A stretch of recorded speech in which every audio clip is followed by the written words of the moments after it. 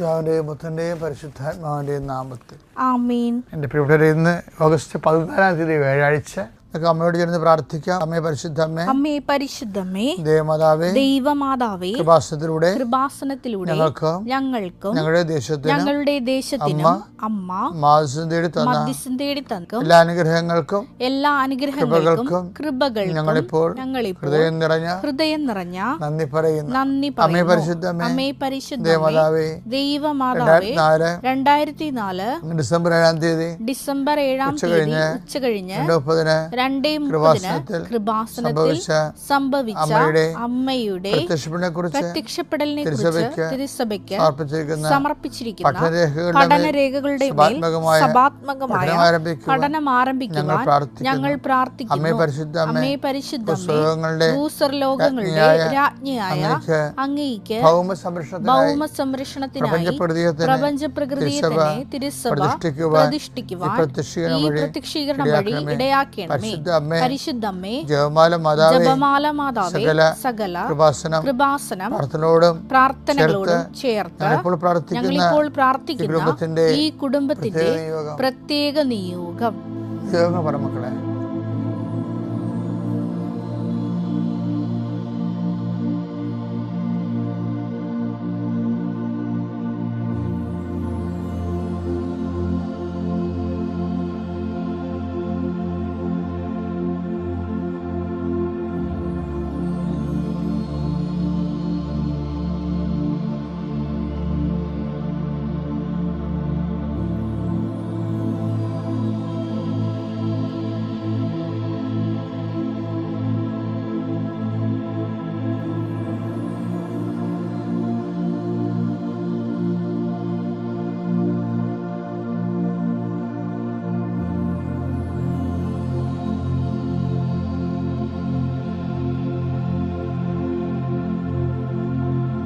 അമ്മയുടെ പ്രത്യക്ഷീകരണത്തിന്റെ ഈ അനുഗ്രഹവേളയിൽ ഞങ്ങൾക്ക് സാധിച്ചു തരുവാൻ കനിയണമേ.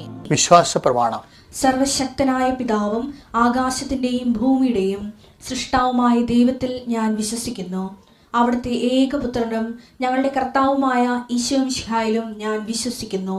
ഈ പുത്രൻ പരിശുദ്ധാത്മാവിനാൽ ഗർഭസ്ഥനായി കന്യകാമറിയത്തിൽ നിന്ന് പിറന്ന് പൊന്തിയോസ് പീലാത്തോസിന്റെ കാലത്ത് പീഡകൾ സഹിച്ച് കുരിശിൽ തറയ്ക്കപ്പെട്ട് മരിച്ച് അടക്കപ്പെട്ട് പാതാളങ്ങളിൽ ഇറങ്ങി മരിച്ചവരുടെ ഇടയിൽ നിന്ന് 3-ാം നാൾ ഉയർത്ത് സ്വർഗത്തിലേക്ക് എഴുന്നള്ളി സർവശക്തിയുള്ള പിതാവായ ദൈവത്തിന്റെ വലതുഭാഗത്തിരിക്കുന്നു. അവിടെ നിന്ന് ജീവിക്കുന്നവരെയും മരിച്ചവരെയും വിധിക്കുവാൻ വരുമെന്നും ഞാൻ വിശ്വസിക്കുന്നു. പരിശുദ്ധാത്മാവിലും ഞാൻ വിശ്വസിക്കുന്നു. വിശുദ്ധ കത്തോലിക്കാ സഭയിലും പുണ്യവാന്മാരുടെ ഐക്യത്തിലും പാപങ്ങളുടെ മോചനത്തിലും ശരീരത്തിന്റെ ഉയർപ്പിലും നിത്യമായ ജീവിതത്തിലും ഞാൻ വിശ്വസിക്കുന്നു. ആമേൻ. സ്വർഗ്ഗസ്ഥനായ ഞങ്ങളുടെ പിതാവേ, അങ്ങയുടെ നാമം പൂജിതമാകണമേ. അങ്ങയുടെ രാജ്യം വരണമേ. അങ്ങയുടെ തിരുമനസ് സ്വർഗത്തിലെ പോലെ ഭൂമിയിലും ആകണമേ. അന്നു വേണ്ടുന്ന ആഹാരം ഇന്ന് ഞങ്ങൾക്ക് തരണമേ. ഞങ്ങളോട് തെറ്റ് ചെയ്യുന്നവരോട് ഞങ്ങൾ ക്ഷമിക്കുന്നത് പോലെ ഞങ്ങളുടെ തെറ്റുകൾ ഞങ്ങളോടും ക്ഷമിക്കണമേ. ഞങ്ങളെ പ്രലോഭനത്തിൽ ഉൾപ്പെടുത്തരുതേ, തിന്മയിൽ ഞങ്ങൾ രക്ഷിക്കണമേ. ആമേൻ. നന്മ നിറഞ്ഞ മറിയമേ, സ്വസ്തി. കർത്താവ് അങ്ങയുടെ കൂടെ സ്ത്രീകളിൽ അങ്ങ് അനുഗ്രഹിക്കപ്പെട്ടവളാകുന്നു. അങ്ങയുടെ ഉദരത്തിൻ ഫലമായി ഈശോ അനുഗ്രഹിക്കപ്പെട്ടവനാകുന്നു. പരിശുദ്ധ മറിയമേ, തമ്പുരാന്റെ അമ്മേ, പാപികളായ ഞങ്ങൾക്ക് വേണ്ടി ഇപ്പോഴും ഞങ്ങളുടെ മരണസമയത്തും തമ്പുരാനോട് അപേക്ഷിക്കണമേ. ആമേൻ. എൻ്റെ കർത്താവേ, നിന്റെ ഉന്നതമായ നാമത്തിന് സ്വസ്ഥം ചെയ്യുന്നു. എൻ്റെ കർത്താവേ, നിന്റെ വിശുദ്ധ പൗരോഹിത്യത്തെ മഹത്വപ്പെടുത്തണമേ. കർത്താവേ, സഭയിലുള്ള സാന്നിധ്യം ദൃഢമാക്കണമേ. 39 വർഷം ഞാൻ അർപ്പിച്ച കുർബാനയുടെ യുഗതിയാൽ കൃപാസനത്താര ജീവനോടെ പ്രത്യക്ഷപ്പെട്ട പരിശുദ്ധ അമ്മയുടെ മാധ്യസ്ഥത്താൽ ദൈവവേദനയെ നീ അനുഗ്രഹിക്കപ്പെടട്ടെ. നിൻ്റെ കുടുംബം അനുഗ്രഹിക്കപ്പെടട്ടെ. നിൻ്റെ യാത്ര, നിൻ്റെ ചിന്തകൾ, നിൻ്റെ ആലോചനകൾ, നീ എടുക്കുന്ന തീരുമാനങ്ങൾ ദൈവവേദനയെ കർത്താവ് നിന്നെ ആശീർവദിക്കട്ടെ. കർത്താവ്, ത്വക്ക് രോഗങ്ങളുടെ അനുഭവമുണ്ട് കർത്താവ്. അതുപോലെ തന്നെ വിസർപ്പ രോഗങ്ങളുണ്ട് ഈശോയെ. അതുപോലെ തന്നെ അരസ്വസ്ഥ രോഗങ്ങളുണ്ട് ഈശോയെ. അതെല്ലാം വിശുദ്ധമായ രക്തം കഴുകണമെന്ന് പ്രാർത്ഥിക്കുന്ന ഈശോയെ. കടങ്ങൾ, സാമ്പത്തിക ബാധ്യതകളാൽ വിഷമിക്കുന്ന മക്കളുണ്ട് ഈശോയെ. അവരെ സന്ധിക്കണമെന്ന് പ്രാർത്ഥിക്കുന്നു. കാശ് തട്ടിച്ചെടുത്തവരുണ്ട് ഈശോയെ. വഞ്ചിക്കപ്പെട്ടവരുണ്ട് ഈശോയെ. വ്യക്തികൾ കർത്താവെ, ഏറ്റവും അടുത്ത വ്യക്തികൾ അകാലത്തിൽ വിയോഗപ്പെട്ടതിൻ്റെ പേരിൽ കൈയും കാലും അനങ്ങാത്ത എന്ത് ചെയ്യണമെന്ന് അറിയാൻ പാലാതെ കുഴങ്ങി മനസ്സ് ഇടിഞ്ഞിരിക്കണവരുണ്ട് ഈശോയെ, അവരെല്ലാം നീ സന്ധിക്കണമെന്ന് പ്രാർത്ഥിക്കുന്നു. എൻ്റെ കർത്താവിൻ്റെ ഉന്നതമായ നാമത്തിൽ, സഭയുടെ അധികാരത്തിൽ, കുരിശിൻ്റെ അടയാളത്തിൽ ഇന്ന് നിൻ്റെ യാത്രകൾ, ഇന്ന് നിൻ്റെ ചിന്തകൾ, നിൻ്റെ സംസാരങ്ങൾ, നിൻ്റെ ചെയ്തികൾ, നിൻ്റെ എഴുത്തുകൾ, തീരുമാനങ്ങൾ കർത്താവ് ആശീർവദിക്കട്ടെ.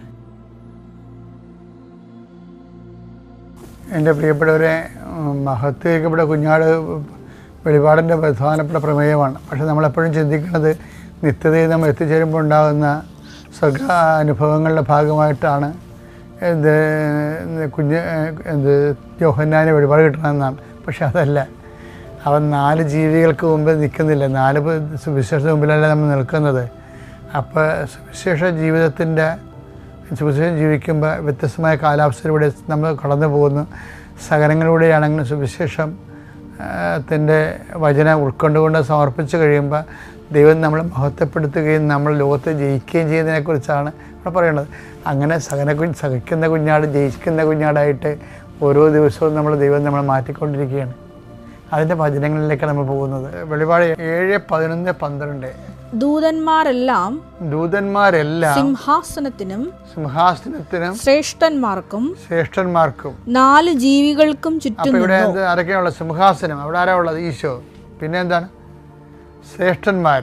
ആര്? അപ്പോസ്തലന്മാരും രക്തസാക്ഷികളും. പിന്നെ ആരാ? 4 ജീവികൾ. 4 സുവിശേഷങ്ങൾ. അവർ സിംഹാസനത്തിന് മുമ്പിൽ കമിഴ്ന്നു വീണ്. അപ്പോൾ ഇത്രയും സെറ്റപ്പിൻ്റെ മുമ്പിലാണ് നമ്മൾ. ഇപ്പോൾ വചനമുണ്ട്, വചനം ജീവിച്ച വേദസാക്ഷികളും രക്തസാക്ഷികളുമായിട്ടുള്ള വിശുദ്ധന്മാരുണ്ട്. പിന്നെ എന്താണ്? സിംഹാസനമുണ്ട്. ഈ വചന മാംസമായ ഈശോയുണ്ട്, മരണത്തെ ജയിച്ച കർത്താവ് ഈശോയുണ്ട്. അത്രയും മധ്യത്തിലാണ് നമ്മൾ നിൽക്കുന്നത്. അത് ഈ ഭൂമിയിൽ അങ്ങനെ തന്നെയാണ് നമ്മൾ ജീവിക്കണത്. എന്താ പറയണത്? എന്താ ദൈവത്തിന് പറയണത്? ആ വാചകം വായിച്ചേ. ആമേൻ.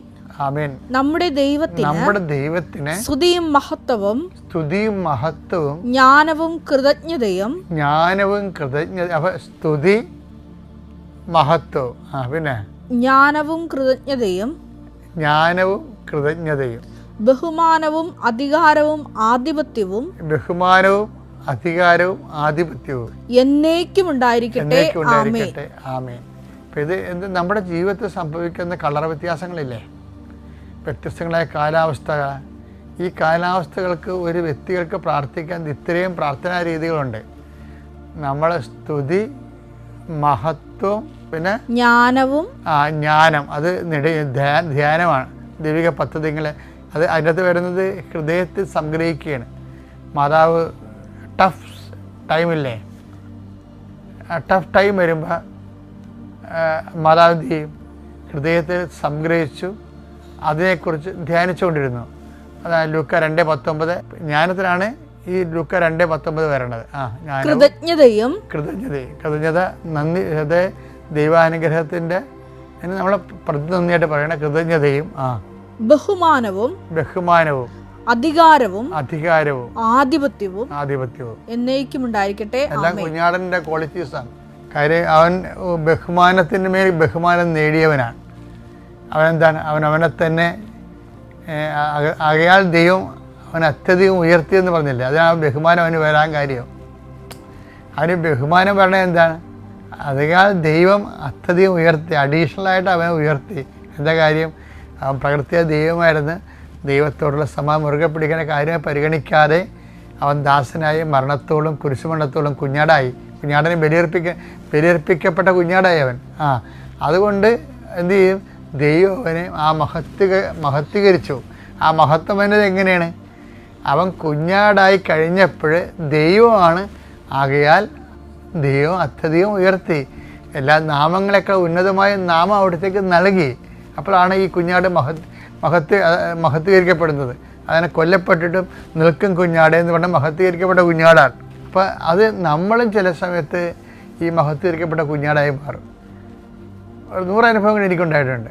എന്നുവെച്ചാൽ നമ്മുടെ റീസൺ അനുസരിച്ച് ശരിയല്ലാത്ത കാര്യങ്ങൾ നമ്മൾ ചിലപ്പോൾ മറ്റുള്ളവരുടെ കൈ ചൂണ്ടുന്നതിൻ്റെ മുമ്പിൽ അകപ്പെട്ട് നിൽക്കുകയും എന്നിട്ട് നമ്മൾ ദൈവഹിതം തന്നെ പാലിച്ചുകൊണ്ട് മുന്നോട്ട് പോകുമ്പോൾ നമ്മുടെ പ്രതിയോഗികൾക്ക് നമ്മൾ ദൈവഹിതമാണ് പാലിക്കണമെന്ന് മനസ്സിലാകാതിരിക്കുകയും നമ്മൾ അതിൻ്റെ പേരിൽ നമ്മളെ പഴിചാരുകയും ചെയ്തിട്ടും നമ്മൾ പിടിച്ചു നിൽക്കുകയും ചെയ്യണമാണ് ഈ മഹത്വീകരിക്കപ്പെട്ട കുഞ്ഞാടെന്ന് പറയണത്. അതൊരു ഭയങ്കര സംഭവമാണത്. അല്ലാതെ നിങ്ങളവർക്കത് മരിച്ചു ചെല്ലുമ്പോൾ തന്നെ അവിടെ ചെല്ലുമ്പോൾ നമ്മൾ ദൈവം മഹത്വീകരിക്കപ്പെടാണ്, അതല്ല. ഓരോ അനുഭവങ്ങളും അങ്ങനെയാണ്. മഹത്വീകരിക്കപ്പെട്ട കുഞ്ഞാടിലേക്കുള്ള ദൂരമാണ് നമ്മുടെ. അതുകൊണ്ട് അവരുടെ പ്രാർത്ഥന എന്താണ്? സ്തുതിയും മഹത്വവും ജ്ഞാനവും കൃതജ്ഞതയും ബഹുമാനവും അധികാരവും അധികാരം മരണത്തിന്റെ മേലും ഇവന് അധികാരം കിട്ടിയല്ല. അതുകൊണ്ട് തന്നെ മരണത്തിന്റെ മേലും എല്ലാവരുടെ മേലുമുള്ള മരിക്കുന്ന എല്ലാത്തിൻ്റെ മേലും ഇവന് ആധിപത്യമായി. അത് വല്ലാത്ത വെളിപാടെന്ന് പറഞ്ഞാൽ നമുക്ക് ഒന്നും പറയാം. മറ്റ് സുവിശേഷമായിട്ട് നടിക്കുമ്പോൾ ഇതിൻ്റെ ഈ റെവലേഷൻ ലെവലെന്ന് പറയണത് ഒരു 3 ഇരട്ടിയോ മറ്റെയാണ് ഈ വെളിപാടിൻ്റെത്. കാര്യം ഇതിൻ്റെ ലോകസ്ഥാപനം മുതൽ ഒരുക്കിയിരിക്കുന്ന ദൈവം ഒരുക്കിയ സംഭവങ്ങളെല്ലാം കംപ്രൈസ് ചെയ്താണ് വെളിപാടിൽ വെക്കുന്നത്. അത് നമ്മളവർക്ക് അത് നമുക്കൊന്നും മനസ്സിലാകാത്തതാണ്. അത് ലോകത്തിന് നമ്മൾ മരിച്ചു ചെല്ലുമ്പോഴുള്ള സ്വർഗത്തിൻ്റെ കാഴ്ചകളാണ്. ഒന്നുമല്ല, ഈ മഹത്വീകരിക്കപ്പെട്ട കുഞ്ഞാടൊക്കെ അനുദിനം നമ്മുടെ ജീവിതത്തിൽ നമ്മൾ യേശുക്രിസ്തുവിനെ ഏറ്റെടുക്കുന്നവൻ, സ്വീകരിക്കുന്നവൻ കടന്നു പോകുന്ന ഓരോ ആധ്യാത്മിക കാലാവസ്ഥകളാണ്. അവിടെയൊക്കെ എല്ലാം കുഞ്ഞാട് വിജയിച്ച് നിന്നിട്ട് അവിടെയാണ് അതിനുള്ള പ്രാർത്ഥനയാണ് ആമേൻ. എന്ത് കിട്ടിയാലും ആമേൻ എന്ന് പറയും. ഇപ്പം പിടിയിടില്ലേ? ഓക്കെ. അത്യപൂർവ ദൈവാനുഭവങ്ങൾ ഇനി നിങ്ങൾക്കും സ്വന്തം. ഈ യൂട്യൂബ് ചാനൽ ഇതുവരെ സബ്സ്ക്രൈബ് ചെയ്തിട്ടില്ലെങ്കിൽ ഇപ്പോൾ തന്നെ സബ്സ്ക്രൈബ് ചെയ്യുക. ഈ വീഡിയോ ഇപ്പോൾ തന്നെ നിങ്ങളുടെ സുഹൃത്തുക്കൾക്ക് ഷെയർ ചെയ്തുകൊണ്ട് കർത്താവിൻ്റെ പ്രേക്ഷിതരാകുക.